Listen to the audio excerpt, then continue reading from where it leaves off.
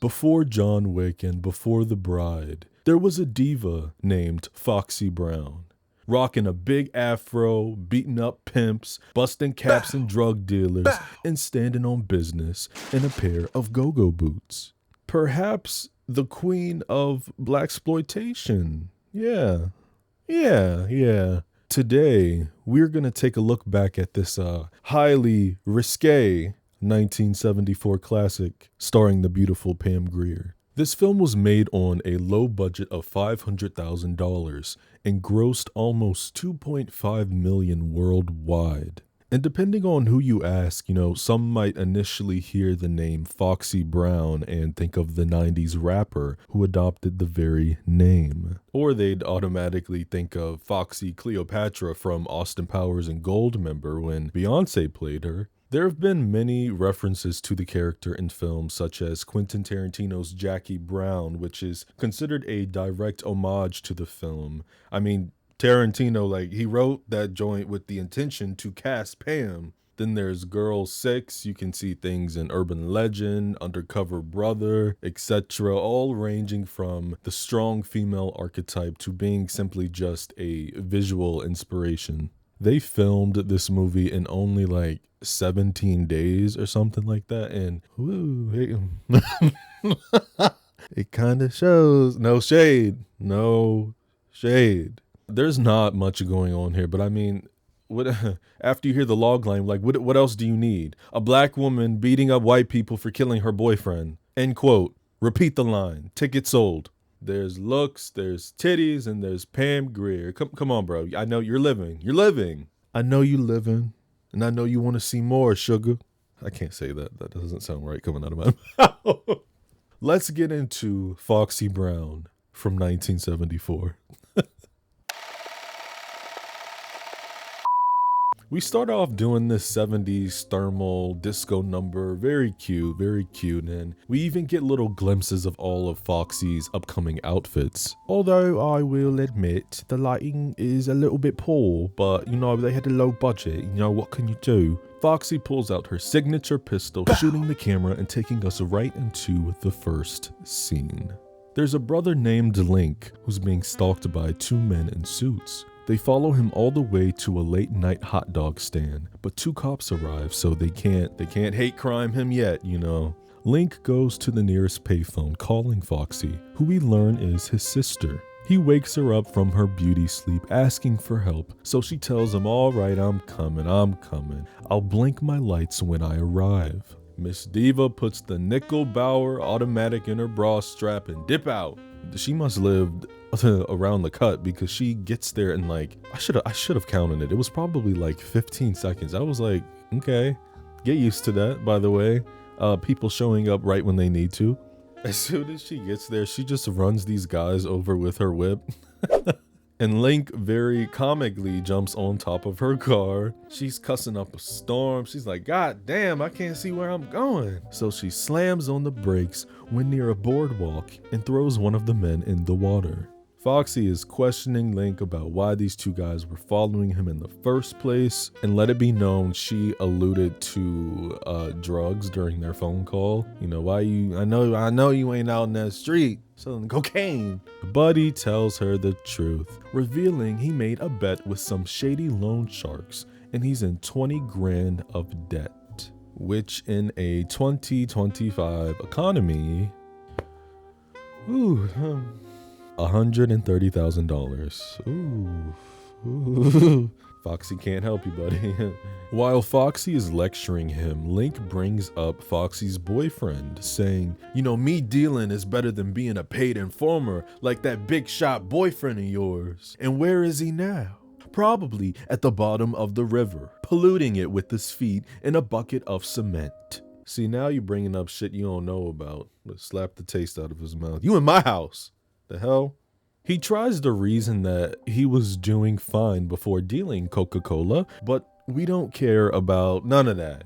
Foxy tells Link he can stay with her until she figures out what she's gonna do with him. But so long as he's under her roof, he has to promise to stay out of the rackets and away from whoever he was dealing with. I'm gonna be honest, this next line is quite sad. and it's very telling of the road and direction that unfortunately a lot of black men lead themselves down. He says, "Foxy, I'm a black man. I don't know how to sing, I don't know how to dance, or how to preach to the congregation. I'm too small to be a football hero, and I'm too ugly to be elected mayor. But I see the people on TV living in nice houses, driving nice cars, and it gives me a charge of ambition. So what am I supposed to do with all this ambition I got?"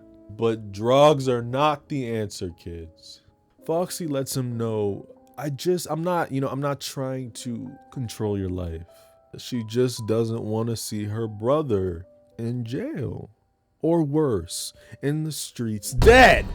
Baby, jail is where some of the finest people I know are these days. Right.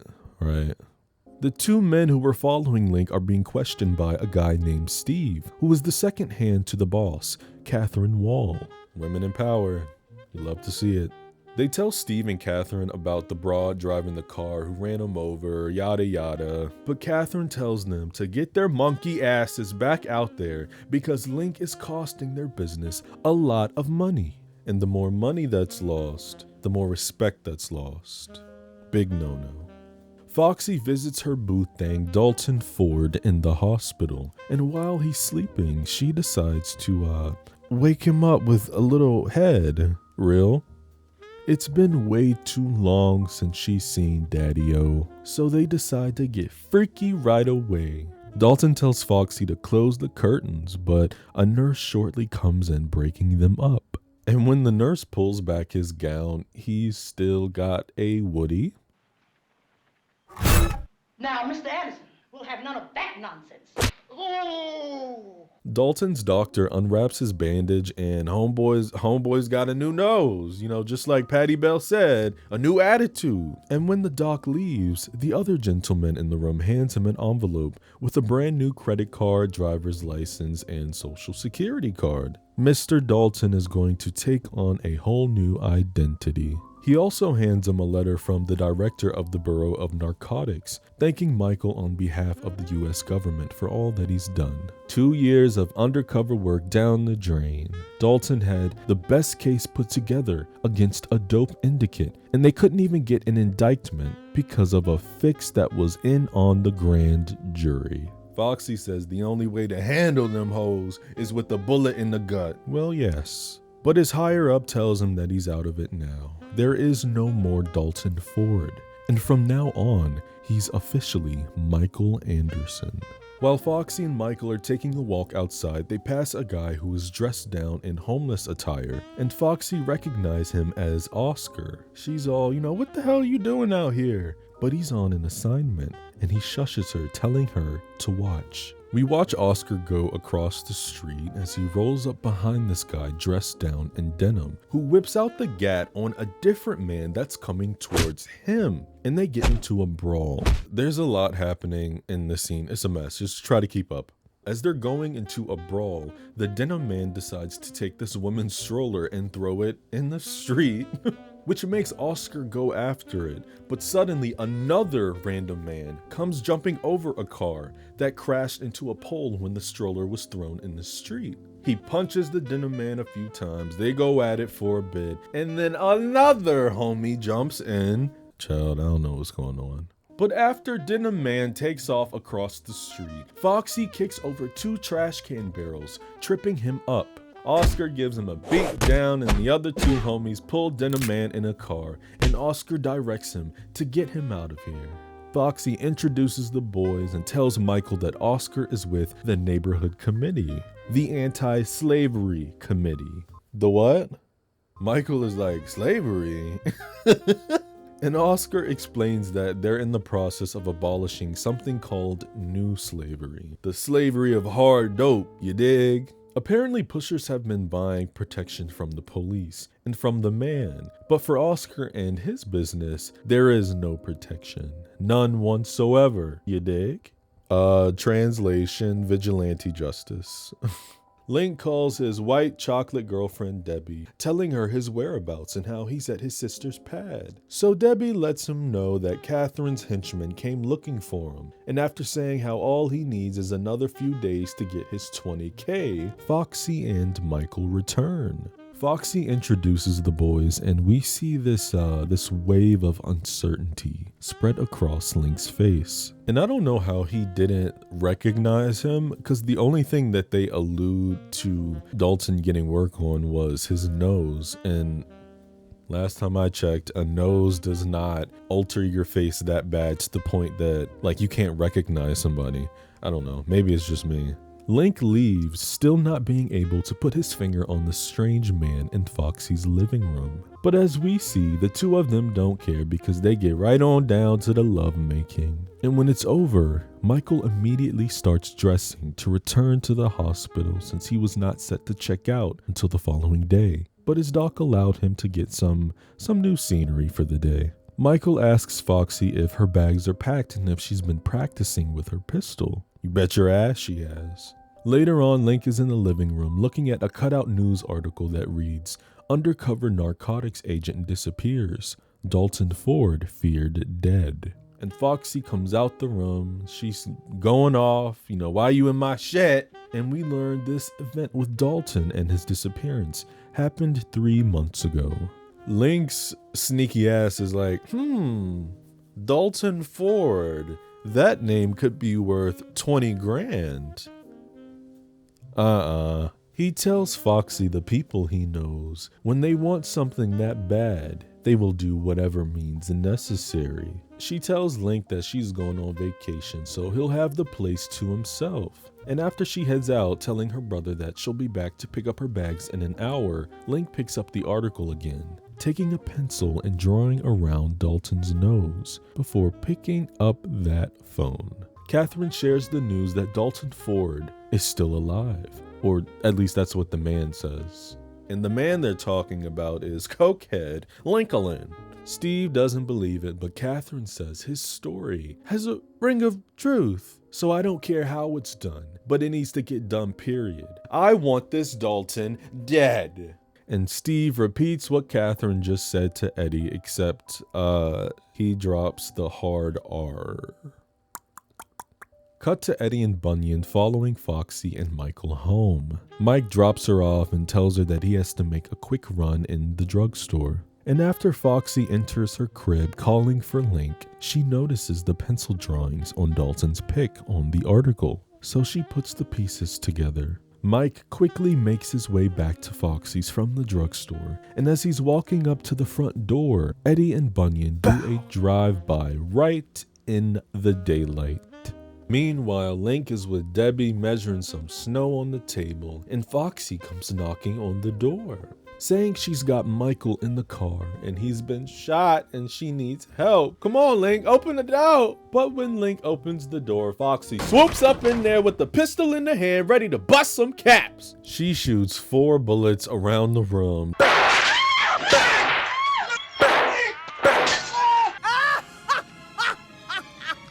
Debbie is on the floor screaming, mess. Link is acting like he didn't know what he did, but Foxy knows what's tea. She tells Link to tell her who he called because it's going to be either them or him. Link is like, I don't know what you're talking about. So she blasts him in the ear, asking him again. And he finally gives her the name, Catherine Wall. But Link informs her that Catherine is the protection, the fixer. Without her, there's nothing. She runs a staple of the finest call girls in the country. But they don't go out just for money. You gotta be somebody big like a congressman or a judge or on the grand jury. Thanks, brother, Foxy says, before throwing a table and another, then knocking down the TV and telling Link that he's moving out. And while you think you're in with those people, they're just gonna put a stick of dynamite up your ass. And she finally knocks down a cabinet before leaving. Who does she think she is? That's my sister, baby. And she's a whole lot of woman. And don't you forget it. cut to the Catherine Wall modeling agency, where Foxy is dressed up in a yellow gown with a clean bob, now assuming the identity of Misty Cotton. Upon arrival, Catherine compliments Foxy on her appearance, calling her features unusual and classic. What do you mean by that? What do you mean by that? But Foxy tells her to cut the shit. She knows what business they're in, and she doesn't care about modeling. Look, I'm here for one reason, and that's to know where the shmoney is. Just saying all the right words to get the ball rolling. Telling Catherine, you tell me who you want done, and I'll do the hell out of him, if the price is right. Catherine gets quite a laugh out of this. Yes indeedy. Before picking up the phone and asking a woman named Vicky to set up wardrobe and hairdressing for Miss Cotton right away. She also tells Foxy, if you do well, you can go a long way. But if you fail or try to quit, well, you can go a long way too, in a different direction. The next day, Foxy shows up 4 o'clock sharp, dressed down in this sexy orange gown. You could probably say red-orange, I don't care. Regardless, she looks absolutely gorgeous. Racist Steve is in the back checking her out. Get your eyes off of her. Catherine is giving pep talk to a girl named Arabella, telling her what to do when she meets her client. Make them feel special, blah blah. Telling the stylist, I want the dress material clinging to her breast so the nipples show through. What the hell is going on? What's going on? She says, I want that fat toe drooling in his pants over Arabella. And whenever he looks at her, she says, just think about sex. And if she finds him repulsive, then think of someone else who turns her on. You know, it's not that hard, right? Right. Arabella looks over to Steve, who gives her a meaningless wink. And this strikes a nerve in Miss Catherine. You know, it's like a switch go off. She's like, why is your dress so tight? I thought I told you to lose 5 pounds. I'll give you 3 days to get rid of it. Like what? Okay, body shaming. Whoa, wow. Steve is sneaking more looks at Foxy, who's changing upstairs. I done told you to keep your eyes off of my girl. And Catherine, she continues her crash out, picking on another girl named Jennifer, who she says looked like she just woke up from a 3-day drunk. And the gag is that this woman is hotter than you. Oh. She says her face is puffy and her makeup is too thick, trying to cover it up. But baby, you worried about the wrong thing, because little Stevie over there is still staring at Foxy. Word. The power of chocolate, right? And Catherine finally notices. She tells Steve, you're making Miss Cotton nervous, Steve. But truth be told, Miss Foxy is eating this up because she's about to play all y'all. She comes downstairs with this coral blue gown on, ready to scam a rich man, and Catherine directs a woman named Claudia to show Foxy everything she'll need to do. She also says that the man that Foxy is meeting has a preference for her type. What do you mean by that? When they're outside, Claudia tells Foxy that she almost stepped on the tail of a tiger looking at Steve Elias. But last time I checked, he was looking at her. Word. She says that Steve is Catherine's personal private property, so Foxy now knows her weak spot.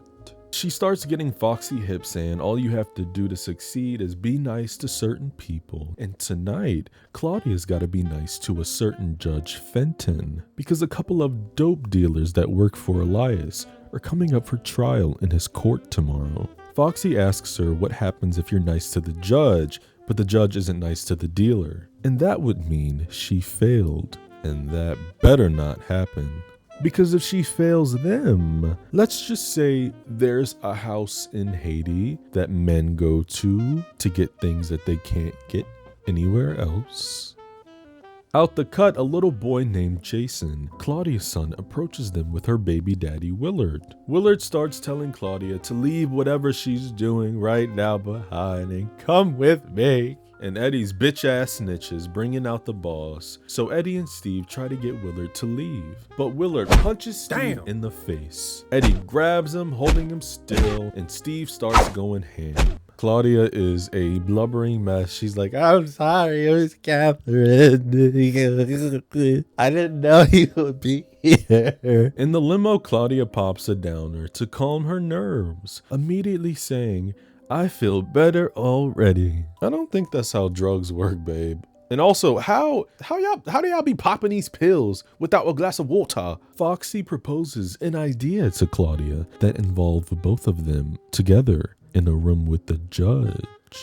It's getting weird. And you know Claudia is game for anything tonight, huh? When the ladies arrive, there's porn playing on the TV and multiple politicians with topless girls on their laps. See, Your Honor likes that dark meat. The darker the berry, the sweeter the juice, honey. That's an awful lot of chocolate for one man, Fred. You think you can handle all of that, Fred?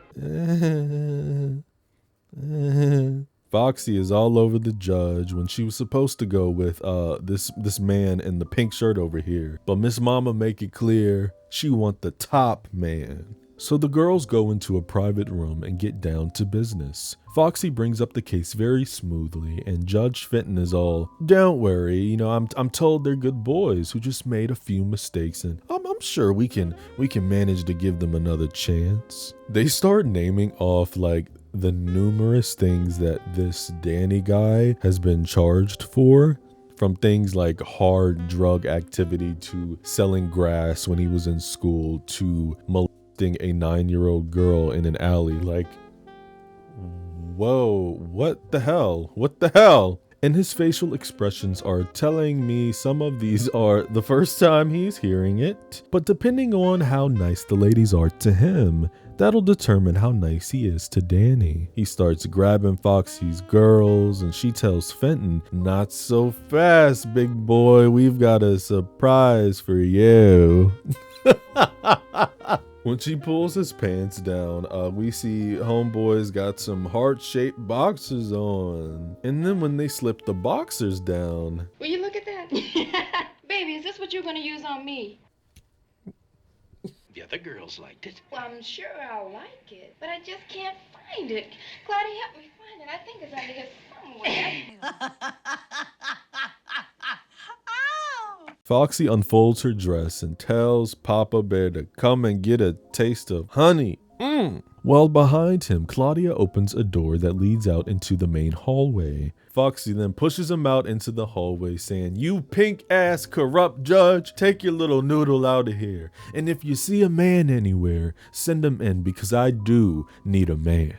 Then slams the door. A group of women are approaching him, too busy talking to not see him on the ground, and when he jumps up, he runs against one of the hotel workers as she's leaving a room, and it's not looking good. All the women take out their umbrellas, screaming, pervert, and beat him to a pulp, while all the other guests come out of their rooms in unison. Claudia is geeked, asking Foxy if she knows what they're gonna do to them when they find out, but Foxy says them little bitches ain't gonna do nothing.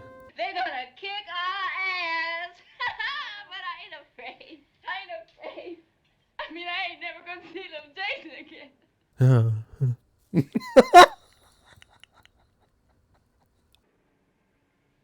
Oh, Misty, I love that little boy. Whew, it's not funny. That's not funny. Child, we ain't got time to cry. Come on, man. I need you to get it together. Should have slapped them downers out your hand in the limo. Foxy tells her to pull it together, ho. I'm gonna take you to my crib where I want you to wait for me, and we gonna figure something out. The next day, Steve tells Catherine that Judge Fenton threw the book at the dealers this morning, 20 years a pop. And the word is all over town. They got dealers leaving the cities and everything, so Catherine is pissed off. I thought that bitch was too good to be true. I'm going to smack the out of him. And it's like, you love pulling out the racism when you with your little chick who paying for your tab, but the other day you was all up in Foxy's coochie. Like, word, what happened? Steve says he's got a word out for Claudia and Foxy, so if anybody sees their face, he'll know about it within 5 minutes. Foxy comes home calling for Claudia in yet another hit outfit. The girls were taking notes. Look at this outfit. Come on. But Claudia isn't home. She's out at a lesbian bar. I was dancing in the lesbian bar. Ooh, ooh, ooh. All the attendants are looking her up and down. Raise your hand if you're scared. The bartender calls over a woman with a blonde boy cut Party City wig and asks her if she's been looking at the little black chick at the end. To which Blondie replies, "Yeehaw, I ain't taken my eyes off of her since she came in." So Miss Bartender says the word in the sticks is to keep her here any way you have to.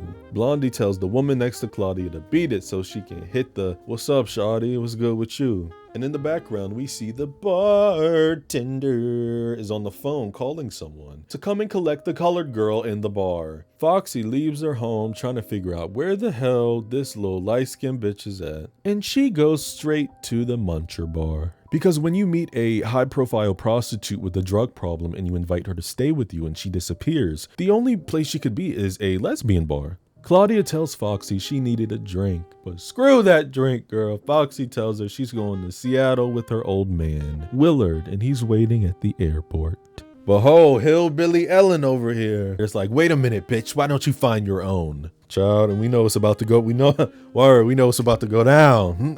Foxy tells her to mind her business, and this chick brings up, she was like, I gotta warn you. I got a black belt in karate. Not a good day. Okay? Now back to that steak in the table. Okay, and I got a black belt and whoop that ass. Why don't you get out of here quietly? They still got some teeth left in that ugly face. Ugly? Baby, how about you take that $2 wig off and get a f***ing stylist? Ellen squares up, if I can even call it that, and Foxy picks up a stool and swings up her nose and across the back. Oh, that looks like it hurts. And I got my black belt in bar stool. All the white lezzies start swarming up, and one of them says, Bobby happens to be one of ours. Oh, okay, so the chick's name with the blonde, yeah, her name is Bobby. So anyway, Ellen is on the ground recovering after getting hit with the stool, and there's a girl behind her who says, "Leave them alone, Jackie. They're friends of ours." But Jackie smushes her face, then swings on Foxy. Well, someone's yelling, "Grab that chair" in the back, but none of them are successful. Foxy is flipping bitches over left and right. Bar stools are flying everywhere. Claudia swings a stool at Jackie, sending her crashing inside the jukebox. No, not the Janice Ian and Chris Williamson records. But the last swinging stool is Foxy hitting Bobby one final time. The girls run out of the back door just as Eddie, Bunyan, and Steve pull up, catching them right at the perfect moment. Steve says he's gonna handle the cops and order the boys to go after the girls. Foxy starts throwing everything in the walkway to slow them down, while Claudia zooms down the alley. Foxy is knocking jokers upside the head with a trash can barrel, and Claudia gets over the fence. But Foxy is unfortunately captured. Cut to the next scene and Foxy is off screen screaming. She's tied up on the ground and they seem to be in some dingy basement. Steve comes back with the news that they ran a fingerprint on her and her driver's license came up as Foxy Brown. And it also seems that she was Dalton Ford's girl. Everything is traced back to Link with that deal from the opening of the film. You see what you did, Lincoln? Huh. Yeah, that's okay. I'm gonna get you. Catherine looks like she's gonna have a BF. I'm gonna have a BF. Wait, hey, what's a BF? She's gonna have a bitch fit. And Foxy lets her know that you're either gonna have to kill me or I'm gonna kill you. It's one way or the other. And Bunyan is like, let me do it. But Catherine says no. Give her a shot of heroin and send her out to the ranch. The ranch or the plantation?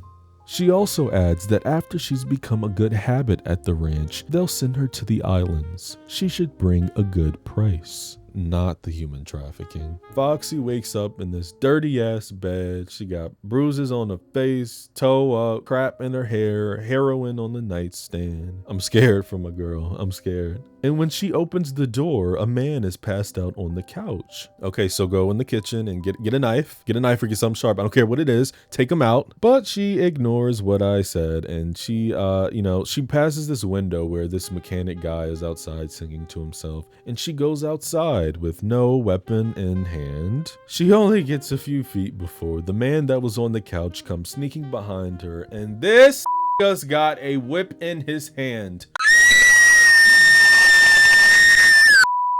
What the f? He cracks his whip and it wraps around her neck, jerking her back and dragging her on the ground. Oh my god. Oh my god. She was literally trafficked. This, oh, we need to get revenge. I want to say something, but I can't say it. I'm gonna get flagged if I say this is war. This is revenge. Revenge! Revenge! The old man takes her back to the bedroom and starts tying her up. Then the mechanic comes in asking what's the problem. And Gray Sweatshirt says, there is no problem. I'm just getting my kicks out of letting this big jugged jigaboo think she can go for a walk. And the Gray Sweatshirt guy calls Foxy a lucky ninja, let's say that, throwing that word around as he slaps her back and forth. Oh, I want to jump in this screen so bad, so bad. After he shoots Foxy up another time, he starts getting in his feelings. He's like, you didn't say thank you. What? Thank you, ugly, breathless, white f***ing president motherfucker! And then he says that he's starting to get... He starts saying that he's getting that old feeling again.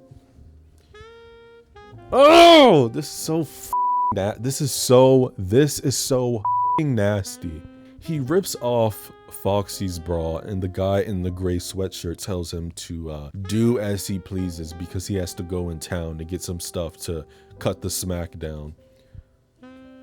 Oh, I'm trying not to throw up as this geezer is taking his clothes off. Like, I don't want to see this. I don't want to see this. That's why I'm not showing it. Foxy wakes up hours later using her tongue to slide a razor by her mouth so she can cut herself free. I don't know how she did that so quickly, but that's what divas do. They get things done. She ties the goodies up and gets ready to handle some business. Over by the closet, if I can even call it that, Foxy grabs 4 wire hangers, squeezing them to make a claw. She goes in the kitchen, reaches through a window, pulling out a hose that's in a gas tank and blows in it, making gasoline pour out. The gray sweatshirt guy comes back, but as he runs up on her, she swipes him across the face and we see his eyeball pop out. Good lord! Ooh! When the mechanic runs in, she throws a bucket of gasoline at him and then she lights a match and sets both of the men on fire. Y'all better get used to that burning, because you're about to burn some more. In hell! Word gets around fast because there hasn't been a shipment from the 2 crackheads. Steve is on the phone talking about how the ranch blew up and he says that one of them must have blown up the gas tank. But Miss Catherine knows who did it. She's like, it's that woman. And you would be right. Say her name. Say her name. She tells Steve he needs to find and eliminate her. So Steve collects Eddie and tells him to get a shotgun because we're gonna kill ourselves a couple of ninjas. Link is in the bed getting freaky with Deb doing blow when there's a doorbell ring. It's Edward and Steven. He uses a wrench to bite off the chain. Steve drops more hard R's before asking Link where Foxy is. And while he's trying to get an answer out of Link, he accidentally shoots him in the chest, but decides, screw it, finishing him out. And Eddie slices Debbie's throat. Oscar tells Foxy the news about Link and Deb's death. And Foxy comes out to Oscar's committee, who have been deliberating if they want to help her or not. What she's asking is out of their bounds since they are primarily a neighborhood committee. So Foxy goes on, giving the committee a monologue about how this isn't just about justice for Link. It's for everybody. All the people whose lives that are bought and sold so a few big shots can climb up their backs and laugh at the law. And most of all, it's for Dalton, who died because he went out of his neighborhood to try to do what he thought was right. They help her, as they should. Foxy hits a bar dressed down in yellow, and a man named Hayes approaches her. He's an airplane driver. Catherine is begging Steve to stay with her, touching all up on him, and he is definitely not feeling it.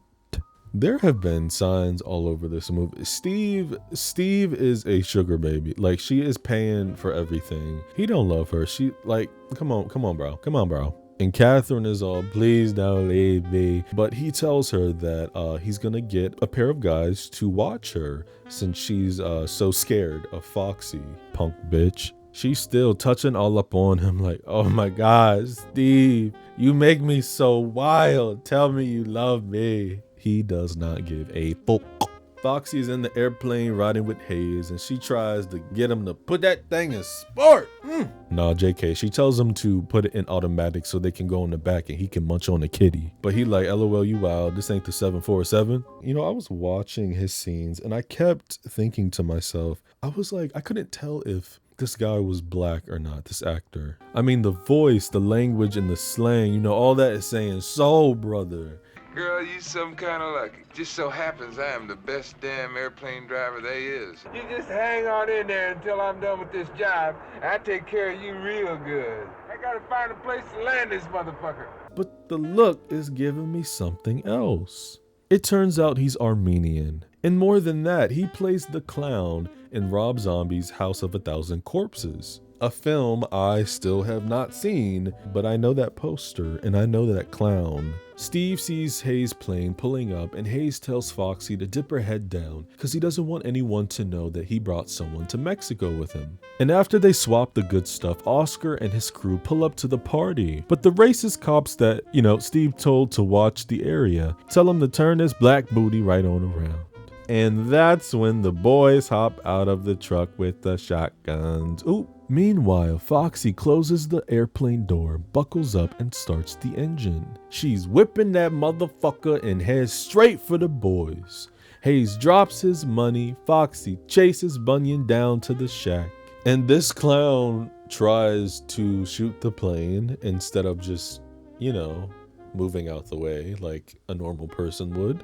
And he gets shredded. Foxy crashes into the shack just as Steve's scary ass hops in his car, trying to escape. He gets to the end of the road and starts honking the horn for the cops to move, but when they turn around, all we see is colors! Stevie boy put the whip in reverse, but he just backs into their truck.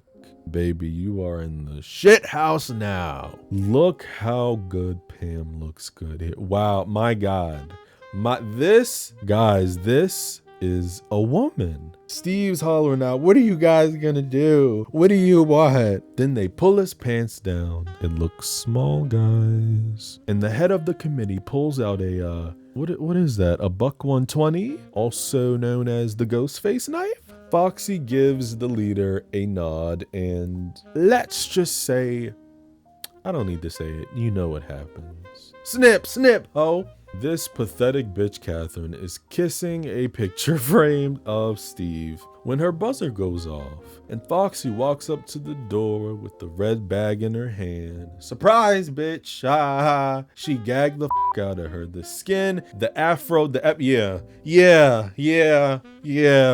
yeah. Eddie and a second watchman come up behind Foxy and start filling her up for any weapons. And when Eddie looks inside of her shirt and fondles the breasts, Foxy says, "Don't pinch the fruit, The insecure man is about to lash out, but Catherine says, hold on, nephew. I want to know why Miss Cocoa Butter is here. Trying to act like she gangster because she got these men up in here, knowing damn well if it was just you and Foxy, you would have been curled up in the corner. Foxy says, I brought a gift for you, Miss Pimp. It's a present from your boyfriend. And when Eddie opens the bag, he's like, it looks like a pickle jar. They bring it to Catherine, who takes a closer look, just as Foxy reaches inside of her afro. And Catherine screams Steven's name and drops the jar, busting it. So Foxy pulls out her gun and blasts both of the men. Bow!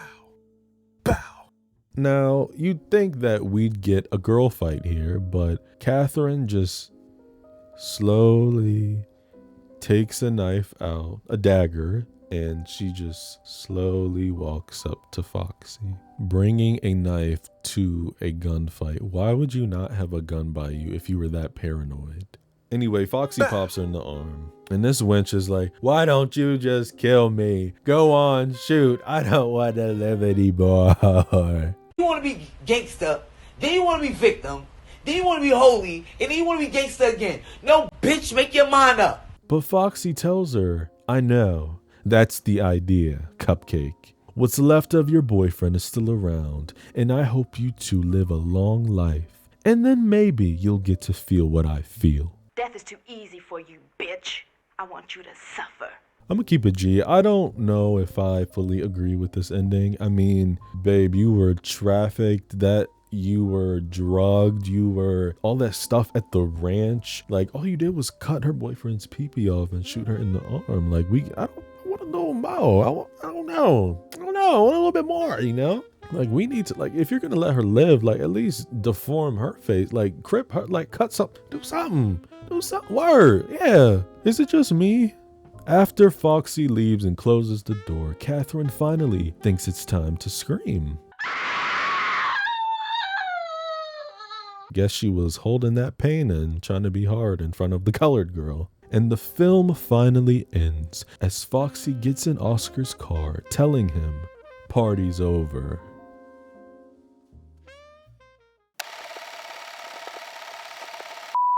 I've only seen a handful of blaxploitation films. You know, my number one is still Truck Turner.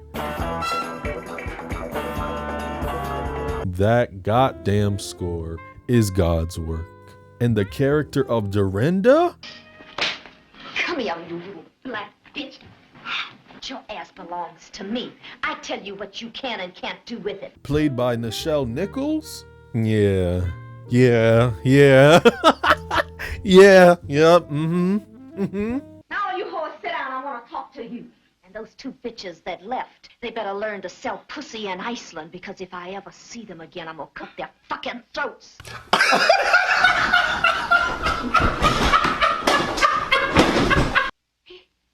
We are family.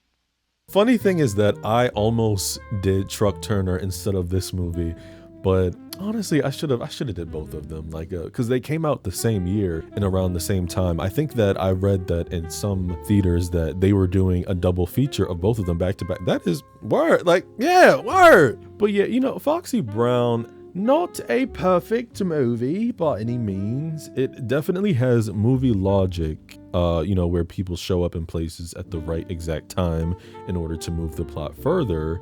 And there's also editing choices I do not fancy, as well as dialogue that ages like spoiled milk, but it's all in the name of not only the 70s, but the genre that it's cemented in. Something that does hold up, however, is Pam Grier's presence.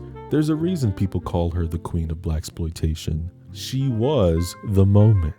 A little gripe I have with blaxploitation as a genre is how a lot of the pictures have white directors who are carrying out stereotypes of black people being painted as thugs and junkies and drug dealers. And I got a problem with that, partner. There's a little indie film called Hollywood Shuffle that is a satirical take on the black actor being boxed into those types of roles. Robert Townsend wrote, starred, and directed that film. Brilliant guy. And I can't help but think about that film when this jive genre is brought into the conversation. What made Foxy Brown stand out, though, was the mere fact that Pam was Hollywood's first female action star. Before she did Foxy, she starred in Coffee, which, if I'm not mistaken, was originally going to be the predecessor to this story. In late 2022, Jennifer Lawrence did a sit-down talk with Viola Davis for Variety, and she caught some backlash over a passive statement she made about Katniss Everdeen being the first female lead in an action film. I remember when I was doing Hunger Games, nobody had ever put a woman in the lead of an action movie because it wouldn't work. We were told girls and boys can both identify with a male lead, but boys cannot identify with a female lead. Oh, absolutely. And it just makes me so happy every single time I see a movie come out that just blows through every single one of those beliefs and proves that it is just a lie to keep certain people out of the movies, to keep certain people in the same positions that they've always been in, and it's just amazing. And she had to backtrack because Twitter lit her ass up.